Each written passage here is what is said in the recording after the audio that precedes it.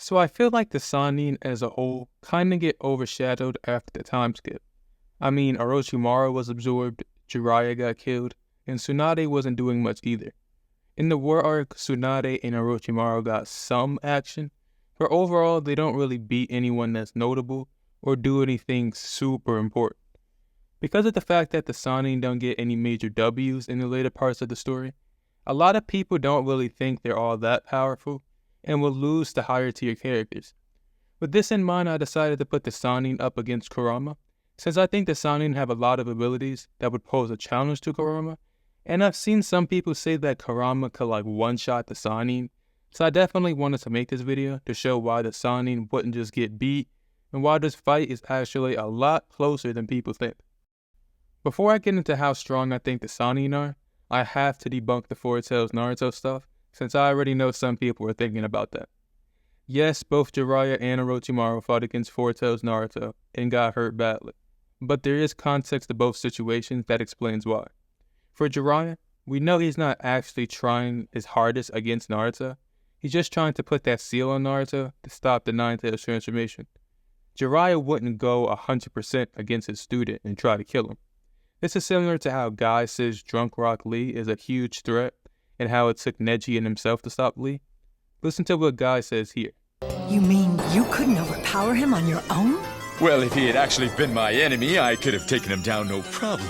But Lee's special to me. I could never hurt a hair on his head. So just like how Guy could have actually beat up Drunk Rock Lee if he was his enemy, Jiraiya could have beat up Four Tails Naruto if Naruto was actually an enemy, but since he was his student, he just tried to stop the Nine Tails transformation and got hurt in the process. When it comes to Orochimaru, while he was fighting Four Tails Naruto, we know his arms were still sealed away in the God of Death, and the body he was in was rejecting him at the time. So Orochimaru was nowhere near full power during that fight. That fight doesn't really even matter. Neither Orochimaru or Jiraiya are threatened by Four Tails Naruto, and I just had to get that out the way. So moving on to how strong the Sannin should be, there's a few reasons why I think they scale to high Bichu level, and these reasons involve some Hiruzen scaling. During the last moments of the Hiruzen versus Orochimaru fight, it's made clear that Hiruzen as he was couldn't defeat Orochimaru, but Orochimaru says if he was 10 years younger, he might have been able to win. This means Orochimaru is uncertain of how that fight would have went, which means at the very least they're still close in power. This is important because we know Hiruzen 12 years before his death match with Orochimaru was capable of fighting against and holding off the full Nine Tails. Now I'm not saying Hiruzen was equal to Kurama, but he would have to be like at the very least low end relative to Kurama, since he was the one leading the attack on him, and he only had like some random fodder ninja as backup. So if you think Hiruzen from 10 years before the deathmatch with Orochimaru is equal or relative to himself from 12 years before the deathmatch with Orochimaru, then Orochimaru scaling to Hiruzen would put Orochimaru at low end relative to Kurama as well, and since the Sannin have statements that say they're all relative to each other, Jiraiya and Tsunade would also be low end relative to Kurama. To make this scaling a bit more consistent, we know Hiruzen was slated to be the strongest Kage in Part 1, which would scale him over the 4th Raikage. This is further confirmed in the War Arc, when Hiruzen was able to cancel out the attack of the Guruguru statue, and that statue was beating up the 5 Kage, which included A. Hiruzen scaling above A means he would scale above the rest of the Cloud Village, since A is stated to have the highest combat power in the village, and the title of A, just like the title of Hokage, means you're the strongest in the village. This means Hiruzen technically would scale over full power Killer B, since B is a part of the Cloud Village. Hiruzen scaling above Killer B would directly scale him above the feat the 8 Tails performed inside Naruto when he stopped a 9 Tails Biju bomb with just his hand and contained the resulting explosion. You could argue that the 8 Tails could only do that because it was against half the 9 Tails, not the full one, but the 8 Tails was also weakened in that encounter, since it stated that the 8 Tails in B had none of their might while in Naruto's head. So a weakened 8 Tails caught and contained a Biju bomb from half of Kurama. I definitely think this is enough to prove that a full powered 8 Tails is at the very least relative to 100% Kurama, and since Hiruzen would scale above the 8 Tails, that would also mean Orochimaru and the rest of the Sannin would scale above the 8 Tails feat too.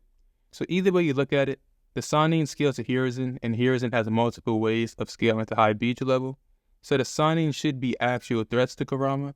Kurama just couldn't beat them up. Now that we've established that the Sannin are high Biju level and could threaten Kurama, we have to go over the abilities the Sannin have that would actually be a problem in this battle. The first and major ability the Sannin have that would be useful against Kurama is their summons. Gamma Bunta alone was used by Minato to temporarily hold down Kurama, so I'd imagine if all three summons are called out together, they could hold down Kurama while the Sannin start setting up an attack. If we say Jiraiya starts off in Sage Mode, then I could easily see him creating a massive Rasengan to slam onto Kurama while he's pinned. Another thing Sage Jiraiya could do that I think people really haven't talked much about is using Frog Song on Kurama.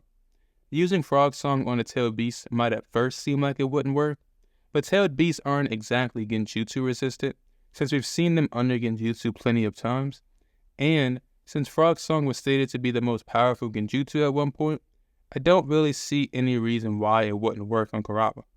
So while Gamma Bunta and the other summons are restraining Kurama, Jiraiya could get Mom Pa to launch the Genjutsu, which could just end the battle right there, since Kurama would be completely defenseless.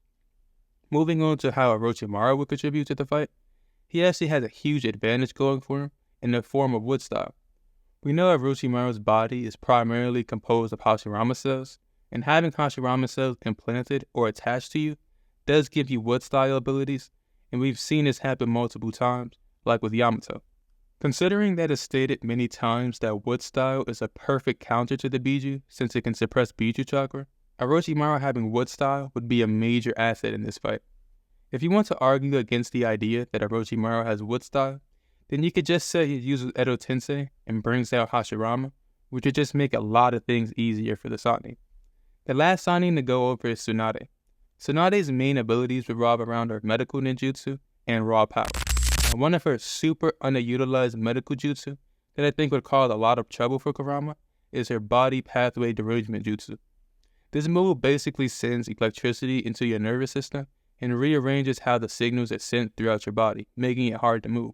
This should be able to work on Biju, since we know Genjutsu works on Biju, and Genjutsu works by sending chakra through your cranial nerves, which means Biju should have a similar nervous system to humans, and that jutsu should be able to work on Kurama.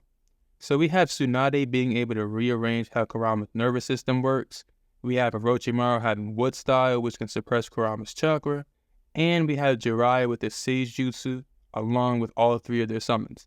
The Sannin definitely have a lot of things going for them, and honestly, for Kurama, there's not that much to talk about. Kurama's main moveset revolves around his tail beast bombs and his hard-hitting punches. He doesn't really have any jutsu that he uses. If you want to give Kurama the extreme benefit of the doubt, he was shown spitting out fire in the anime version of the Pain fight, so he could have some fire style, but other than that, he doesn't really show any unique moves. In a battle against the Sannin, I just don't see how Kurama would be able to win that, especially since Kurama doesn't have a huge power advantage, since like we went over, the Sannin at minimum scales to the 8 tails, and the 8 tails literally caught a 9 tails Biju Bomb.